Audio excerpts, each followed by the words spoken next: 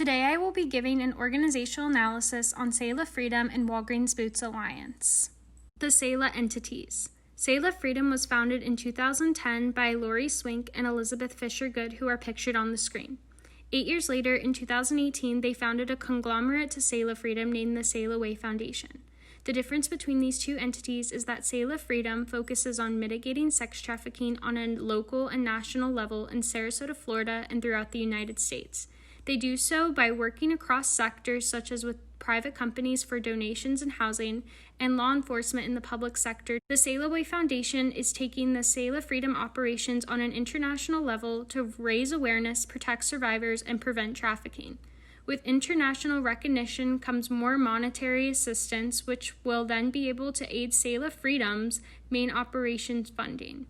Since late 2019, early 2020, the organizations have begun to split, with Elizabeth Fisher Good overseeing the foundation while Lori Swink manages Selah Freedom. Although these nonprofits are beginning to separate, they are operated by the same employees, which is an issue for the long-term sustainability of the organization and the mission. Next, we have Walgreens Boots Alliance. The company specializes in selling pharmaceuticals to individuals along with health, beauty, office, food, and photo products and supplies. Walgreens is owned by Walgreens Boots Alliance and was formed in 2014 after Walgreens bought 100% of Stefano Pacina's original pharmacy chain. However, Stefano Pacina, being from Italy and running European corporations, has a different idea of how Walgreens should be organized all the way down to the store level, which is typically overseen by a store manager along with the help of the assistant store manager, pharmacy manager, and shift leads. Ultimately, Pacina received pushback from employees who denounced his European leadership strategies. As of July 2020, Pacina is stepping down from CEO to executive chairman, which demonstrates an opportunity for leadership change and development since it is a time of transition. The dilemma that Selah is facing with this organizational restructuring is the short funds, which is at a peak in the organization's history since COVID-19, and this is causing less donated money, a halt to in-person fundraising events, and slow government processing for grants. So there is a need for further communication for employees. Currently, they are only holding one meeting for all employees each month. The goal of the organization after it's splitting is to ultimately create more funds to support the organization. However, the foundation is not fully developed with adequate leadership in time for the pandemic. I had the opportunity to find many resources about the problems within the Walgreens Boots Alliance current leadership because they decided to implement European business strategies in the United States culture. I spoke with Tracy Damon, a previous store manager and current pharmacy technician for Walgreens who has been with the company for 14 years. She explains this quote as a summary of what the company faced. She says, when Pacina came into leadership, employees began to notice a change, such as the idea of a more universal socialist business model. This included stocks plummeting, benefits being cut, and continuous compensation losses. Although Damon recognized that the universal business model from the European-originated leader can have its benefits and evidently has worked in Europe, a company must analyze the environment before implementing internally new processes such as Pacina did within months of his presence at Walgreens. The American economy and politics have a lot of influence over how a company is run, such as our free market policies. There are other areas of the American free market culture that Pacina failed to take into consideration. For example, investors and employees who both take share within the company. Along with Ms. Damon's experience with Walgreens leadership, evaluation of market analysis charts provided by Google Finance show possible signs of leadership problems occurring within Walgreens. According to the NASDAQ, Walgreens Boots Alliance saw their highest stock price at approximately $94 per share in 2015, as you can see to the left, which was about a year after Pacina took over as CEO. However, since then, Walgreens stock has been on a consistent downward trend, which equates to potential financial and leadership concerns as shown to the right. A reporter from The Street says during Pacina's tenure, WBA stock has declined around 46% or 11% on an annual basis, while the S&P 500 has risen 59% during that time frame.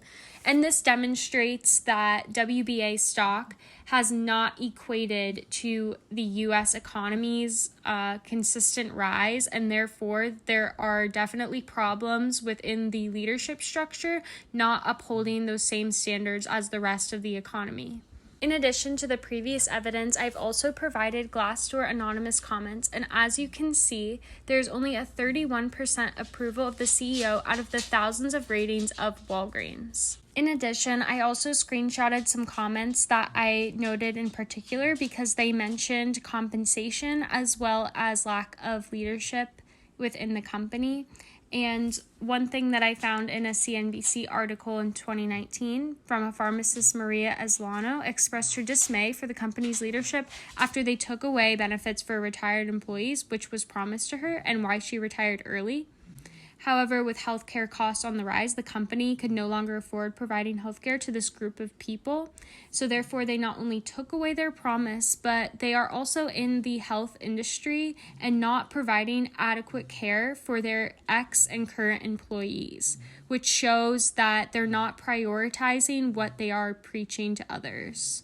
There is no doubt that there are opportunities for change within these companies, and I have listed the 3 types of leadership change that we discussed in our course concepts, which will be used to evaluate these companies' recommendations for solutions. I have listed here the 8 steps to implement change within Kotter's model, which will be used for these organizations to outline their solutions. The Selah Freedom brand can expand without financial hardship with the CEOs implementing developmental change. Simply, they need to improve upon the way that they are currently operating, which is with the 2 main entities and several departments underneath.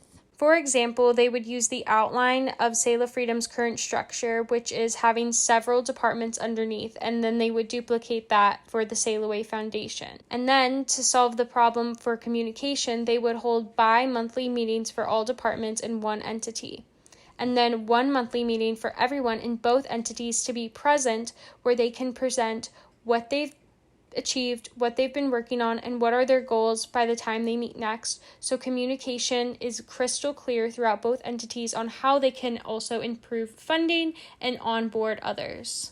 In order to receive more funding, they can collaborate with other organizations for fundraising, and that can be transitioned into a virtual environment very easily, and it can be effective for them to raise funds while the government funds are slow in processing and donors are not as likely or able to fund the organization at this time. And finally, they need to get consistent employee feedback and recommendations for continuous change. This can be done within the meetings, but also providing a survey from HR sent out to every employee on their portal where they can discuss concerns or positive things that have occurred within their work. Walgreens Boots Alliance can use transitional change in order to implement their solutions. They need to revert back to the American Economy platform where there can be more employee benefits and correctly compensate in order to drive profit within those stocks.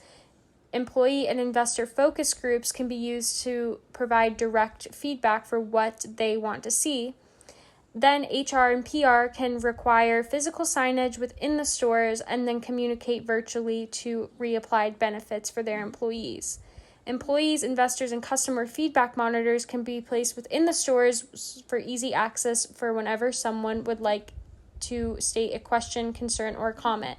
And finally, they can implement an improvement committee under the CEO to evaluate the concerns sent through the monitors within the store to solve real problems with live feedback. These organizations have the ability to be the change for long-term success.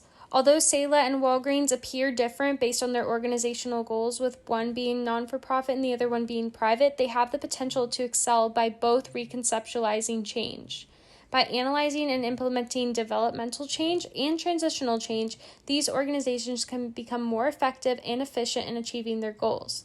Funding, communicating, and satisfaction can be advanced based on the solutions presented, and overall, problems will arise within these institutions across sectors, but with the help of leadership and collaboration from stakeholders, solutions can be created and improvements will have no end. Thank you for watching today, and I hope you've realized that you can be the change for organizations who may face problems in their leadership.